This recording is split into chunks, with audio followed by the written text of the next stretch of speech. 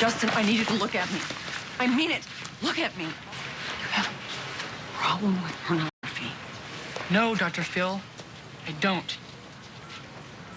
Hello, ladies and gentlemen. Welcome back to the Movie Blues, your safe space to cry and moan about movies that you hate. This week on the show, we are going to be looking at another anti-cornography masterpiece. A couple weeks ago, we looked at a anti-corn found footage horror movie, and this time around, we're going to be dipping our toes in the Lifetime pool. Now, as an adult, I haven't really sat and explored a Lifetime movie, so what better place to start my Lifetime journey than with CYBER SEDUCTION, His Secret Life, a anti-cornography, anti-internet, early 2000s masterpiece. If you like bad movies, if you like cringing to the depths of your mortal soul, then you are in the right place, and as such, you should like and subscribe to this channel. Help me to help myself to help me do this as a job. I hate my real job.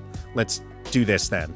That would be great. Anyway, long story short, I'm going to take you on the classic guided tour through this movie. I'm going to show you all the sights, introduce you to all the fellow cringe that you'll be neighbors with on Anti-Corn Alley here. And yeah, let's get it started. A troubled teen suffering from mysterious injuries sneaks across school grounds on an ominous night set to melancholy Lifetime music. So after breaking into his school pool, our despondent protagonist decides to do what Jeffrey Epstein did, and that's ending his life on his own terms. Right? That's what he did. And yeah, I don't want to critique this dude's life-ending form, but what are we doing here, dude? This is how you leap off of a building. Also, you're just immediately gonna float like this and get water up your nose, probably. I mean, what is the plan here? This is a really hard way to drown yourself. Anyway, wait, one more thing. Actually, I love this shot because his bloody nose makes him look like he has like a cat nose. And in the right light, I'm not gonna lie, he kind of looks like Jake Sully floating in that tube in Avatar. Sorry, I'm disassociating. Anyway, this is where we meet the star of the show, Justin, as he makes the all-star swim team with relative ease. We also get to meet his loving girlfriend Amy and his caring, but frankly, intense family as well. Oh, stay, dude. You're kidding me. Fantastic. And I can't wait to see how our mans is going to cyber fuck it all up. The first crack in Justin's Coles-inspired facade can be found in a conversation he has with Amy about how he's only got one thing on his mind. Justin, What? not now, okay? When? Are we on a schedule for this? It's all you ever talk about. No. I gotta go. No, I'll see you in the pool, okay?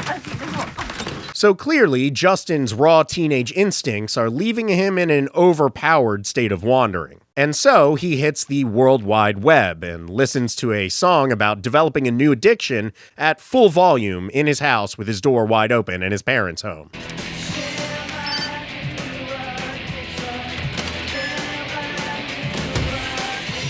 Dad interrupts him, though, and Justin displays his classic 90s PC fast fingers that hurriedly hid many a browser window in the early days of the internet. And so the door is opened, and Pandora's corn box is fatefully unsealed. He probably just double high-fived his dad with a boner, though. Man, rule! So, that's not great. So, what's it feel like, huh? Next up, we're back with Justin, who has somehow resorted to, once again, immediately looking at corn. And this time, it's his mom that bursts in on him. Well, I don't know about burst. I mean, his door is literally wide open, and he's blasting a song about sexuality, while looking at monica.jpg. Like, dude, you had the sign to keep out on your door. Why not, like, also have it closed? You're doing this out of order, man. Next up is a scene that made me feel, frankly, quite unwell and gave me a lot of flashbacks to high school, to events that I will not be discussing here on this channel, or ever. I'm repressing them. So Justin gets an AIM message, and holy hell, I guess his screen name is Stroke Man. I get that it's a swimming thing, but my God, talk about on the nose. If you're gonna go that far, why not just make his name Breaststroke 69 or something? Anyway, Justin gets an AIM from his secret crush Monica, a girl in his class who has like a prototype OnlyFans page, to go to an exclusive football game after party. So he and Amy go to the party, where I guess the activity for everyone inside the house is to watch deeply low-res corn in a minimized window on a giant TV screen. Yeah, you saw that right. This party has like bouncers out front who have walkie-talkies that are making sure that the wrong people don't stumble in while an entire house full of people watches Korn on like a Sega Saturn. I mean, honestly, what kind of interface is this? Type up naked college babes. It's just to see what comes up. Those are such losers. Yes. So yeah, this kind of reminded me of like when I had to download the trailer from the Star Wars website for Attack of the Clones, and I had to watch it minimized on this little window in the corner of my tube TV and invited all my friends over to watch this like 240p movie trailer, but with porn. This is hilarious. These people are freaks. Anyway, they leave the party, and once again, Amy has to explain her virginal Disney adult brain to Justin's blue balls. For me, having sex. Has to come from our hearts, I know. Wow, I really sound that uptight. No, you don't. I think it's cool. Liar! Trust me, it'll be worth the wait. Once again, scorned by his lady's chastity and surrounded by Korn on all sides, Justin does the only thing that he can think to do, which is look at Korn again. And yeah, his mom busts him again. I mean, my man has been busted trying to beat his meat like 3 times in the first 12 minutes of this movie. Justin. Bro, shut your goddamn door, you exhibitionist maniac. The next day at school, it seems like all of Justin's late-night meat-whacking ceremonies have finally started to catch up with him. That is a sorry excuse for swimming, you know it. Just because you made All-State doesn't mean you stop working hard. Meanwhile, at work, Justin's mom decides to step into her Korn Karen sleuth era. Way to check on which website somebody's surfing. Check the history file. I didn't want to be that kind of mom, but Any kid with his mouse knows how to clear the history. what's that mean? Erase their tracks. Okay. Any way around that? They've got parental controls. They block certain websites.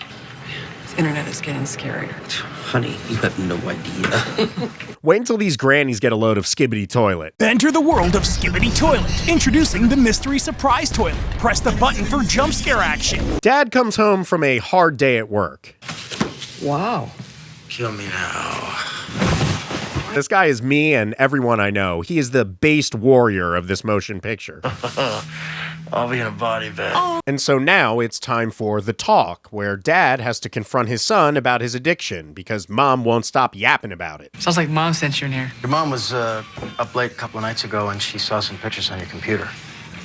I'm real sorry about that.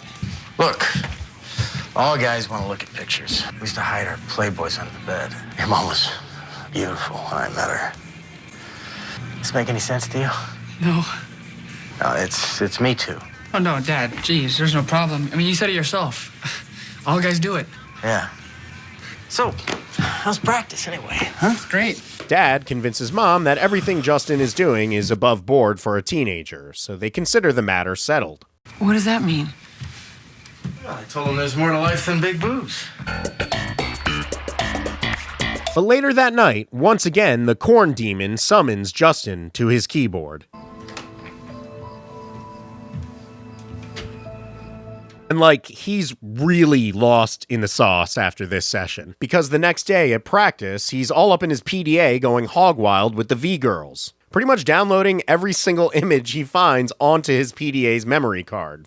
Actually, it's not his PDA. Hey, what you doing with my PDA? Just sending myself an email so I don't forget Forget what? how beautiful you are. Well, that's so sweet. You can use it for that anytime. Ugh. As a song plays about losing control, Justin woefully downloads thousands of Russian computer viruses onto his family's IP address. And this leads to a quid pro quo between Justin and his younger brother after his younger brother makes a horrifying discovery. Let me see. None of your business. Get out of here. Let me see. No. Telling Mom. Okay, wait. No. Can I see? Come on, hurry up. Dinner's in 5 minutes. And yeah, this early Korn exposure literally rocks Justin's brother to the core of his mortal soul. Peep the dead look in this kid's eye. I mean, this is amazing stuff here. Holy shit, I am only 20 minutes into this movie. Next up, Justin hangs out with the cool football bro who hosted the massive corn party the other night. And this is where we start to see that Justin has become too red-pilled for even his fellow bros. Another multiplayer game? No, man. Something a lot hotter. Go for it. Oh, man, get that crap off my computer. But you gotta check out this babe with the huge... No, come on, dude. That stuff's way too twisted. Dude, you're getting scuzzy. They ask you how you are, you just have to say that you're fine. Major kink shame intensity. At the same time, Justin's younger brother decides to sneak into his brother's room for another boner sesh. But this time, he decides to email himself the evidence. You know, to his email address, alex@email. He also manages to make off with a CD-ROM, which he labels Virgin Vaginas. Oh, man. And like clockwork, Mom is doing classic mom sock laundry and immediately finds the CD. So his parents wait up for him to get home from swim practice to confront him. You better have an explanation. Like what? The Virgin Vaginas are a new band? Your mother found this in Alex's room. What is it? Porn? Did he get it off your computer? There's a bunch of guys at school razzing me, you know, because me and Amy are so conservative about having sex and stuff. So they sent me these pictures. You think sending porn is a joke? It's garbage, Justin, and I don't want it in my house. Listen, these friends that sent you this crap, those friendships are over. I'm sorry. I really am.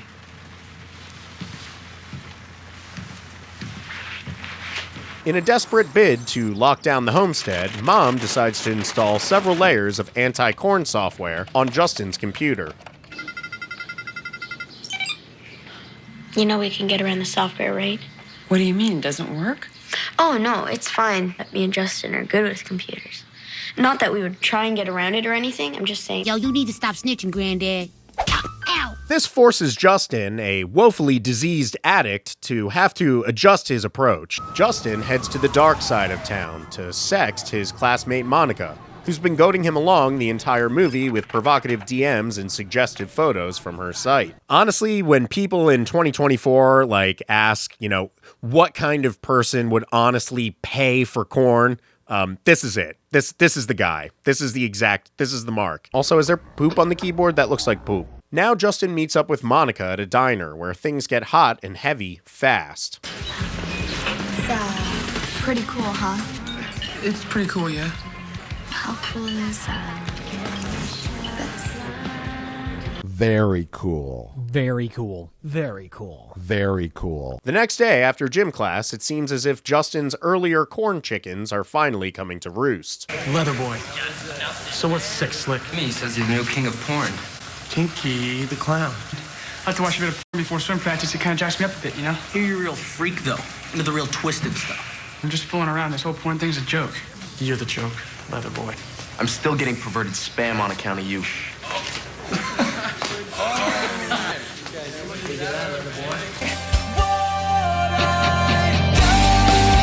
Later that night, Amy finds Chekhov's porn-filled PDA. Sorry, I'm still new at this thing.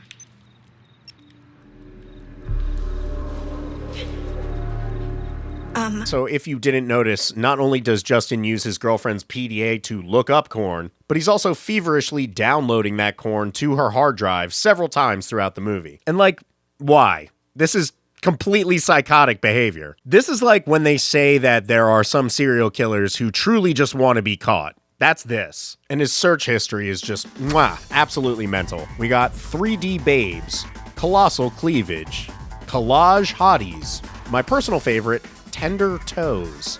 And a bit of an enigma with this one. We got super shuts, but I'm gonna guess he was looking for super sluts. Not really sure why regular sluts weren't enough for this guy, but I digress. Pathetic. Justin, I don't know how they got there. don't lie to me, please. I've got something on my PDA. You know what? Hold on. There's almost no actual hints or clues that Justin has been masturbating to any of this material, which really adds to the bizarre addict bent that they're going for here. Justin is literally addicted to just looking at internet corn, just looking at it, like to the point where he looks at it and it ruins his entire fucking life. I mean, my man literally goes into the dead center of the library just to plug a USB stick into his computer and fiendishly look at Korn. Jesus Christ. Are there actually people like this out there? What the fuck? And dude, Justin, at bare minimum, we cannot allow you to name your history paper. Come on, dude. So anyway, Justin gets busted by the library because apparently Justin hacked through the library firewall. And this leads to, honestly, out of nowhere, I mean, he's been confronted 10 times in the movie already, but this leads to the first time that the actor who plays Justin elicits any kind of actual emotion above some kind of monotone hum. And You gonna tell us what you were looking at online? Pornography. I can't hear you. I said pornography, jeez. I was looking at pornography. Is that what you guys want to hear? Justin is grounded for 1 billion years and totally fucked. Yet he manages to steal his mom's credit card that night.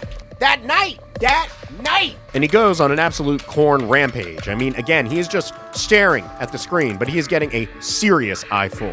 So much of an eyeful, honestly, that in the entire runtime of this movie, there is so much imagery of softcore Korn that they filmed for this movie. I mean, if anybody wanted to watch this movie in 2005, clearly the main audience for it were people that were obsessed with Korn, because there's a ton of free softcore in this movie for anyone to screenshot and print out in the early 2000s. It's like making a movie about drug addiction that comes with like a free THC lollipop so you can really focus while you watch it. It doesn't make sense. And look at bro's stone cold face right here. He's like the goddamn Korn Terminator. Also, and I completely forgot to mention this, Justin is addicted to a fictional energy drink in this movie. Anytime he's looking at Korn, he's reaching into his drawer and pounding these BAMs. It is disgusting. We're not going to get into that, though. We got to stick to the Korn rampages. I can't do the energy drink thing. That could be a different video. Anyway, the next day, Justin finally goes over to Monica's house, and they begin to fool around. Show me how much you want me. But Justin gets like 2 in his feelings and blows it. I'm sorry. This isn't how I pictured it would be. You know, I don't really... Are you turning me down? No, it's just not that. It's just... You're kidding me. And you do not want to turn down my girl Monica. Get out. The hell out of here! You cannot load me up like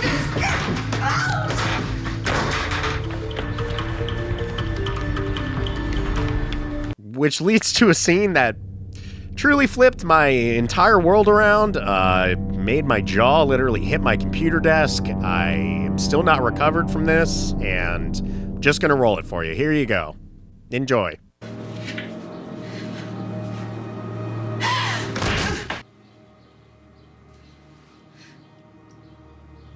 Meanwhile, at home, the credit card company calls about Justin's recent tirade on the family PC, and that is when all hell breaks loose.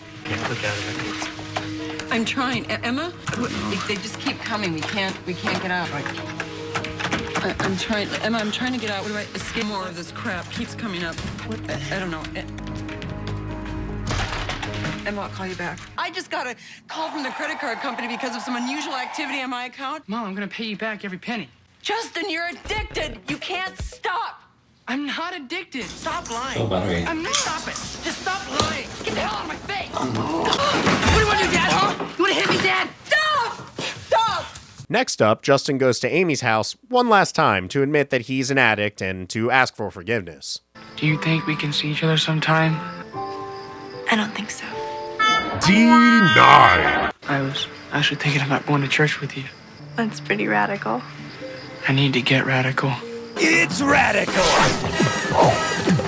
Radical! Finally, on his walk home, Monica sends her goon squad after Justin for one final beatdown.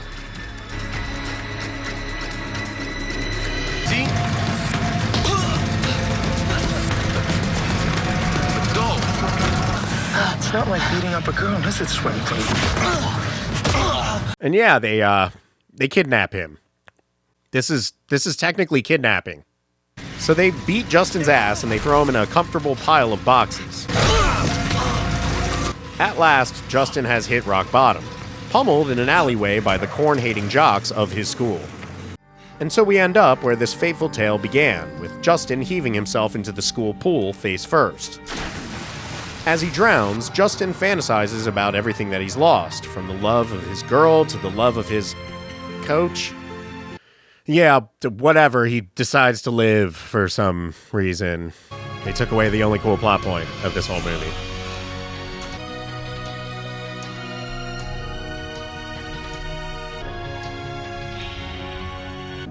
That's that, folks. That is CYBER SEDUCTION, His Secret Life. What did we learn today? We learned that people probably didn't understand how pornography addiction worked in the early 2000s. We learned that if you make a obsessively repetitive film about pornography and include tons of softcore pornography, you're kind of doing a reverse gift for the people that need this movie the most. So that's a big fail on Lifetime's part. Other than that, this was like not as corny and ridiculous as I thought it was going to be. It was sad and dark and pretty real. This definitely cleared the bar of being just a run-of-the-mill pornography PSA. It really dug deep into some really dark territory that I was not expecting. I wanted to be laughing and smiling a lot more while watching this movie, but I was just mostly sad and a little sexually aroused. Show me how much you want me. Which, one of those things was, I think, the aim of this movie.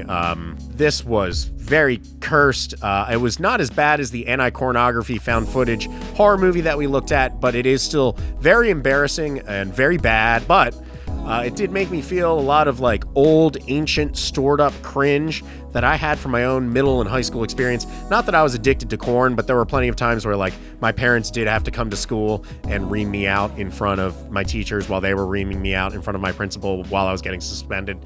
All that kind of classic stuff really scared up some, you know, kind of nostalgic cringe in me that I guess I appreciated. I don't know, appreciate's not the right word. I endured it and recognized myself in it. And if you want to do that too, you can check this movie out. I guess I'll include a link in the description. I do not suggest watching it. It wasn't as funny as I wanted it to be. I want my dark stories of addiction to be hilarious is my problem. It's the kind of guy that I am. Anyway, if you liked what you saw here, thank you for tuning in. Like and subscribe to the channel. Leave me a little comment so that I know that you're not a bot. And other than that, I am DS Lyons of the Movie Blues. We will catch you next time around the sun, because my next video might be coming out next year. I don't know why I said that. Have fun. Be safe. Treat each other well. Whatever Ellen said before it got really ironic. Love you guys. Because I love you, and I love you, and I love you, and I've seen all your movies, and I love your movies, and I think you're the best.